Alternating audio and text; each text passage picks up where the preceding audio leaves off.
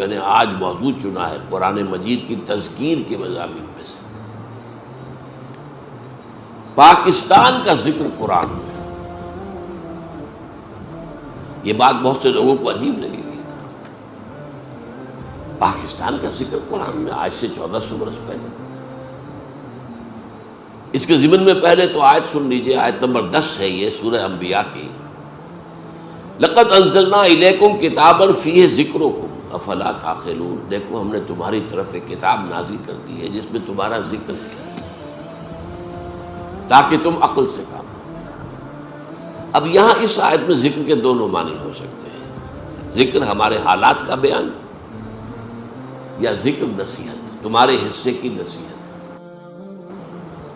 لیکن ایک عظیم حدیث میں آ کر بات جو ہے وہ طے ہو جاتی ہے، طویل حدیث ہے، عظمت قرآن کے موضوع پر حضور کا کہ وہ حدیث بلکہ خطبہ کہنا چاہیے، اہم ترین۔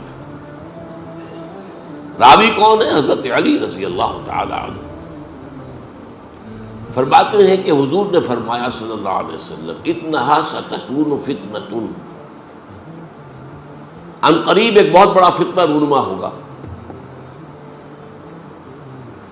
اس پر حضرت علی فرماتے ہیں، میں نے عرض کیا مل مخرج منہا یا رسول اللہ، اے اللہ کے رسول اس سے نکلنے کا راستہ کون سا ہوگا؟ بہت غور طلب بات ہے یہ، میں اس کی طرف اشارہ کیے بغیر گزر نہیں سکتا آگے۔ دیکھیے ہم ہوتے تو پوچھتے یہ فتنہ کب آئے گا، کیوں آئے گا، کدھر سے آئے گا، کیسے آئے گا، کیا شکل ہوگی اس کی، یہ سوالات پوچھتے ہیں۔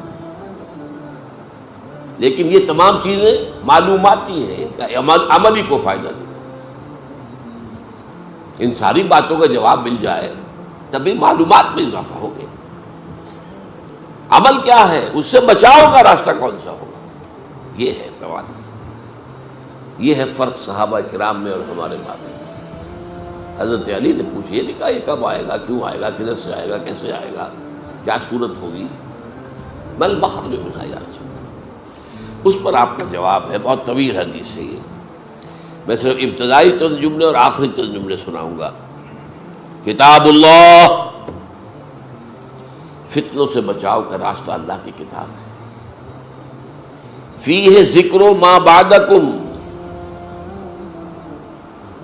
وخبر ما قبلکم وحکم ما بینکم، اس میں تم سے پہلوں کا بھی ذکر ہے، تمہارے بعد کے حالات بھی ہیں، یہ آگے نہیں آگے بعد کے حالات بھی، اور تمہارے مابین جو بھی کوئی اختلافات کبھی ہوں گے ان کا حکم اور ان کا حل موجود ہے۔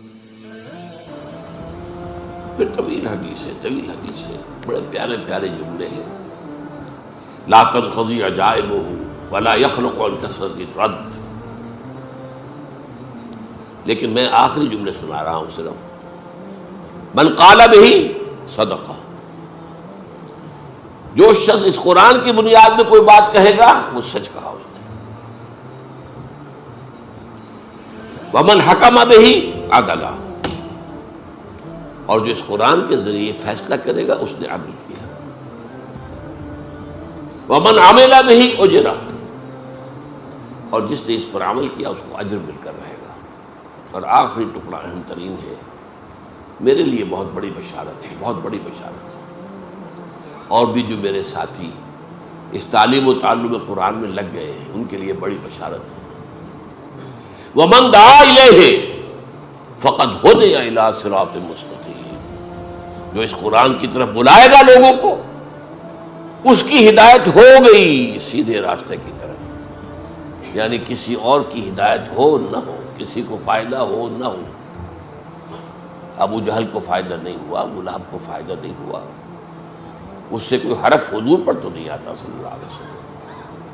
من دعا الیہ فقد ہدی، فقد ہدی، اب عربی زبان سے ذرا بھی واقفیت ہو چکی، اس کی ہدایت ہو چکی صراط المستقیم کی طرف۔ اللہم ربنا اجعلنا منہم۔ اب دیکھیے سورہ اعراف کی آیت نمبر 129 ہے، بنی اسرائیل آپ کو معلوم ہے سخت عذاب میں تھے، فرعونی انہیں جو عذاب دے رہے تھے، اور پھر خاص طور پر جو ایک خواب دیکھا تھا فرعون نے، اس کے بنا پر اسے مشورہ دیا گیا تھا کہ بنی اسرائیل میں جو بیٹا پیدا ہو اسے قتل کر دیا جائے، قتل عام۔ وہ جو اکبر الہ نے کہا تھا یوں قتل سے بچوں کی وہ بدنام نہ ہوتا، افسوس کہ فرعون کو کالج کی نہ سوجی، کالج بنا دیتا تو قتل ہو گئے ہوتے۔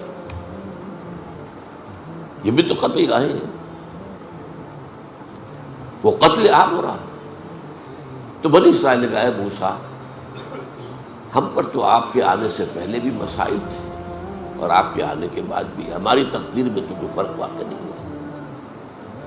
اس کے جواب میں موسیٰ کا قول نقل ہوا ہے، قال عسى ربكم ان يهلك عدوكم۔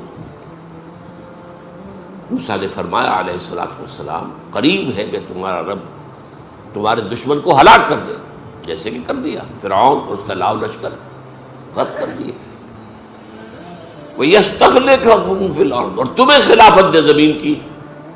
آئی نا بعد میں خلافت ابو داؤد، حضرت داؤد کی، سلیمان کی، طالوت کی، ساری خلافتیں کس کی؟ فَيَنْظُرَ كَيْفَ تَعْمَلُونَ، پھر وہ دیکھے گا تم کیا کرتے ہو۔ یہ فَيَنْظُرَ كَيْفَ تَعْمَلُونَ بہت اہم ہے۔ ہمیں بھی اللہ نے ہندو کے غلبے سے بچایا، ہمیں ایک آزاد ملک دیا،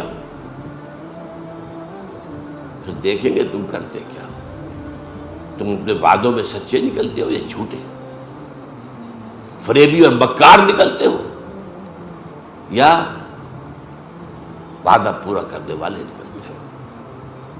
یہ گویا کہ ایک امتحان اللہ کی طرف سے۔ ہم 60 برس سے زیادہ ہو گئے، 62 برس اس امتحان میں مبتلا ہیں، اور ہر روز طلوع ہو رہا ہے ہماری ناکامی اس امتحان میں زیادہ سے زیادہ نمایاں ہو رہی ہے۔ We have failed utterly۔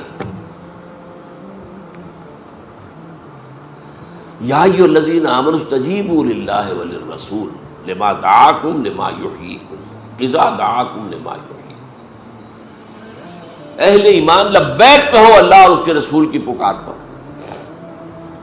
جبکہ وہ تمہیں پکارے اس چیز کی طرف جس سے وہ تمہیں زندہ کر دے گا۔ اب دیکھیے یہ مسئلہ آ گیا جو میں نے موضوع رکھا تھا آج کے لیے، یہاں اس کا ایک اس کی مثال آ گئی، لما یحییکم۔ تو کیا پہلے مردہ تھے وہ اہل ایمان؟ کیا کفار مکے کے مردہ تھے؟ زندہ تو تھے، چلتے پھرتے تھے، روحیں مر گئی تھی، ان کا یہ جسمانی وجود قبر بن گیا تھا جس میں روح جو ہے دفن ہے۔ یہ چلتے پھرتے مقبرے یا چلتے پھرتے تعزیے، چلتے پھرتے تعزیے۔ اہل ایمان لبیک کہو اللہ اور اس کے رسول کی پکار پر، جبکہ رسول تمہیں پکارے کس بات کی طرف؟ جو تمہیں حیات روحانی عطا کرے گی۔ حیات جسمانی تو ہے، حیوان تو تم ہو۔ لہم قلوب لا یفقہون بہا ولہم اعین لا یبصرون بہا ولہم آذان لا یسمعون بہا اولئک کالانعام بل ہم اضل۔ یہ چوپایوں کے مانند ہیں، ان سے بھی گئے۔ وہ روحانی زندگی تمہیں دینے کے لیے اللہ تعالیٰ نے یہ کتاب اتاری ہے، تمہارے لیے جہاد کا راستہ کھولا ہے، تمہیں اپنی خدمت کا موقع دیا ہے۔ کیا کتنا پیارا شعر ہے فارسی کا، منت مندے ہے کہ خدمت سلطان ہمیں کنی۔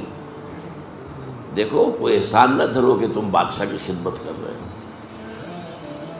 منت مندے کہ خدمت سلطان ہمیں کنی، منت شناس ازو کہ بخدمت بداشتت۔ اس کا احسان مانو کہ اس نے تمہیں اپنی خدمت پر مامور کر دیا ہے۔ تو جس سے اللہ اپنے دین کی خدمت پر مامور کر دے، اس پر تو اللہ کا بہت بڑا احسان ہے، اس کا احسان مانو۔